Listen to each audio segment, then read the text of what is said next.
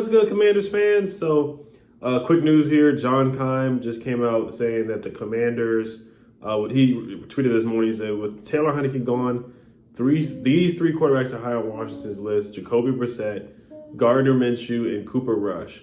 Teddy Bridgewater, once signed in Carolina by Commanders, assistant GM Marty Herne also is available. Also is available.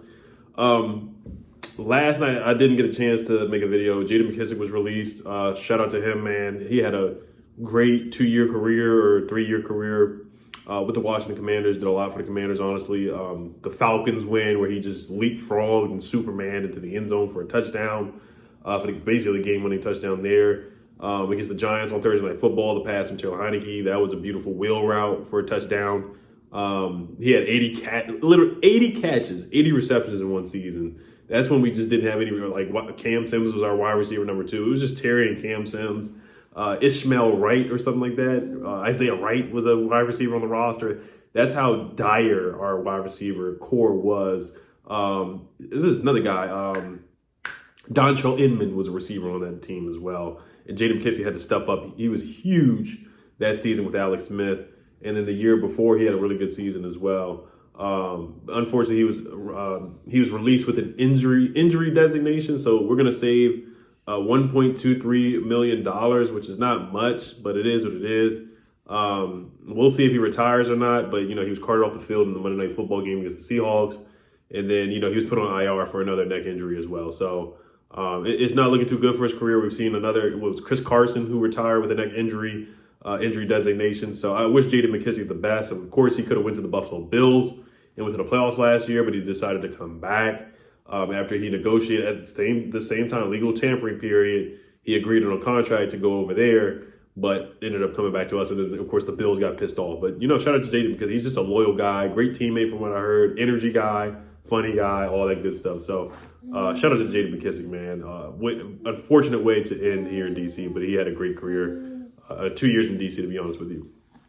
The other news, Chad Henne. The Commanders did reach out to Chad Henne per Nikki Javala, but he said no. He's retired right now. Of course, the Super Bowl backup for Pat Mahomes. Remember, Chad Henne said nothing but good things about Eric Bieniemy as well. He gave Eric Bieniemy credit for calling the 2 red zone touchdowns for the Super Bowl, for the Chiefs to win the Super Bowl.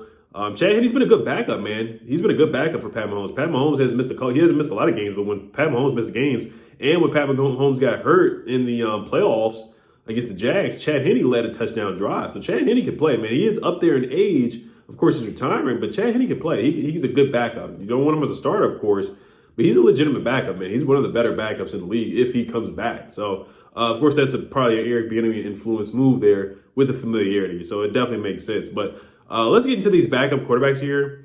Oh, and then, of course, John Matsko got basically fired.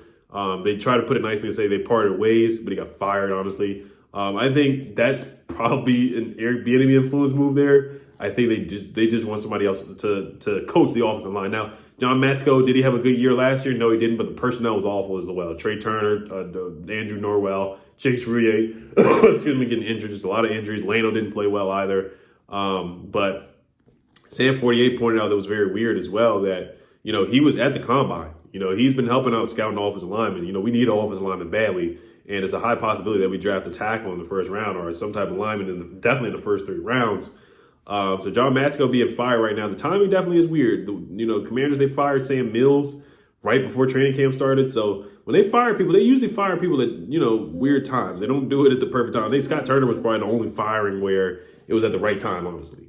And maybe it was a year too late, but they fired him right when it was like that Black Monday type of firing kind of time, to be honest with you. So, all right. Let's look at the guys. Gardner Minshew. I actually like Gardner Minshew, man. He plays with his hair on fire, honestly. Kind of like Heineke. A lot of moxie. Good touchdown to interception ratio. Look at his numbers with Jacksonville. His rookie season, 21 touchdowns, 6 picks. Minshew mania. 16 touchdowns and 5 picks in 2020. Of course, you don't want to look at touchdown ratio. We talked about that with Carson Wentz. But Gardner Minshew, he's not scared to throw the football down the field. Look at the Dallas game this past season. Even though the Eagles lost that game, he was airing the football out. Look at the pass to Devontae Smith.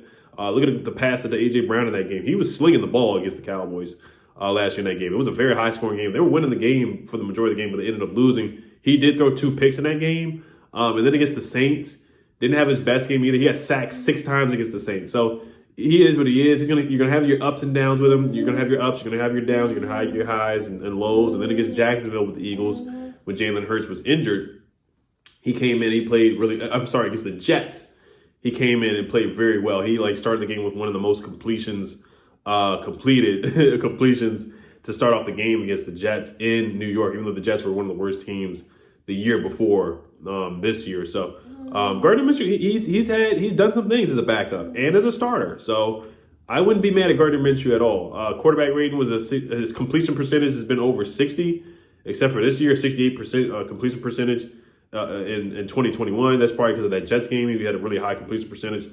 66% in 2020, and then 60% in 2019. So not bad at all, to be honest with you. Quarterback rating of 104.8 in 2021, and then 95.9 in 2020, and a 91.2 quarterback rating in 2019. So wouldn't be a bad backup, and he's probably going to be cheaper than Taylor Heineke, who's getting a $20 million contract. I'd probably say Gardner Minshew probably gets something like $5 million a year. Now, Gardner Minshew, he would push Sam Howell. He would. Just because of experience, he's been there, done that. He's actually had good, productive quarterback years. So he definitely would push Sam Howell. He definitely would, for sure. So I wouldn't mind Gardner Minshew. Came from the air raid offense, went to Stanford. I think people are really familiar with Gardner Minshew already, to be honest with you. And he's a little bit mobile. You're not going to run a read option with him or nothing like that. But he can definitely move around the pocket. He can scramble. He's got some legs to him. He's got some mobility to him. Jacoby Brissett. He actually doesn't have an agent. This is from U Stadium. The only time starting today, you get to talk to him and negotiate with him at 4 p.m. Same thing with Lamar Jackson, because he doesn't have representation. He doesn't have an agent either. Bobby Wagner, same thing. Teams can begin to reach out to Lamar Jackson and Bobby Wagner as well. So that's a little nugget about Jacoby Brissett. Jacoby Brissett played with the Colts, played with New England, played with the Dolphins, played with Cleveland. His best year really was 2019, was 7-8 as a starter, 18 touchdowns, 6 picks, 13 touchdowns, 7 picks in 2017, but was sacked 52 times. That's when Andrew Luck retired. He had to step in. Cleveland this past year was 4-7 as a starter, 12 touchdowns, 6 picks, quarterback rating of 88.8, QBR 59.9. So just solid across the board. Has a big arm, can throw the ball downfield. Not really a gunslinger, but he can make some of the throws, man. He can throw the ball downfield. He can push the ball downfield. And he's really good on 4th and 1. He's really good at quarterback sneaks. So remember the game against the Browns where they took Deshaun Watson out, they put Brissett in to do the quarterback sneak, and he easily got it. He's just a big body guy. So kind of just reminds me of a Jason Campbell kind of build when I watch him play. So it doesn't really wow you at all. Just a backup, and this is what he is. No need to really talk about Brissett too much, to be honest with you. Other guy's Cooper Rush, who I'm actually intrigued by because he beat the mess out of us. I'm not even. He was cooking Will Jackson. Everybody cooked Will Jackson. But he was throwing the ball. He was slinging the ball around to Noah Brown and was a CeeDee Lamb and Michael Gallup. He was cooking us in that game in Dallas. He really was. He was 4-1 as a starter. I was actually a little bit impressed, but at the same time, Dallas's defense was balling at the time. They really were. Michael Parsons was balling. The secondary was playing well. The D-line was eating. They led the league in sacks at that time when Cooper Rush was quarterback. Of course, a lot of Dallas fans were kind of trolling, being serious. They don't mind Cooper Rush starting for the rest of the season, to be honest with you. And he's a little mobile. He's not a statue, but he can move around the pocket as well. 5 touchdowns, 3 picks, 58% completion percentage, which is not good. But he made some good throws. And I watched the Monday Night Football game against the Giants, too. He made a really nice pass to CeeDee Lamb. He just took what the defense gave him. He was really a game manager. But he looked decent. I'm not gonna lie to you. He looked kind of decent. Not a legitimate starter, but he looked fine. He looked fine. And he won some big games. He beat the Bengals, beat the Giants, who are a playoff team. He won some games. He did. I give him credit for that. I thought he looked good as a backup. So Cooper Rush, I don't think he would beat Sam. I think Gardner Minshew, honestly, I think he would have a legitimate chance to beat Sam. I don't think Cooper Rush would. Jacoby Brissett, I don't think he would. But I think Gardner Minshew, out of the 3 guys, if I think somebody would beat out Sam Howell, I probably think that Gardner Minshew would be that guy. Teddy Bridgewater, he's just a backup again. You know what you're going to get from him. Chuck down Charlie, dink and dunk kind of guy. He can move in the pocket. He can scramble, though. And he's got banged up the past couple of years. So once again, this is not a wow you type of quarterback list, but this is what we're looking for: a backup quarterback to push Sam Howell a little bit, but not beat him out, because we want to see what Sam can do. We already know what these guys can do. We already know what Teddy Bridgewater can do. We already know where their careers are going and where they are. Teddy Bridgewater is 33 years old. I'm just going to look at the stats here real quick before I wrap this video up. Excuse me. Playing with the Dolphins last year, 4 touchdowns, 4 picks. Threw for 329 yards against the Minnesota Vikings where they lost.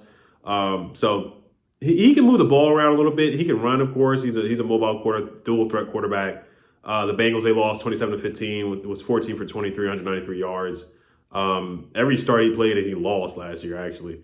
But he's not bad at all. He's not bad, but he's been getting injured a little bit. So Teddy Bridgewater, I wouldn't mind him either. I'm not banging on the table for any of these guys, but I guess if I had to pick one guy, I guess I would go with Gardner. But I'd rather see Sam starting than Gardner, to be honest with you, because I know either if Gardner starts, I wouldn't look at a playoff push, to be honest with you. But he would kind of be like another Taylor Heineke. He really would. He'd kind of be like a more polished Taylor Heineke, if you will. So that's just my thoughts on that. You guys let me know what you guys think about these backup quarterbacks. It's not an inspiring list or a list that gets you excited or anything like that, but this is what we're looking for. This is what Ron Rivera is looking for. Somebody to just come in and push Sam Howell. So Teddy Two Gloves, we'll see if they take a look at him as well. It is what it is on that. All right, you guys. Hail to Commanders. Peace.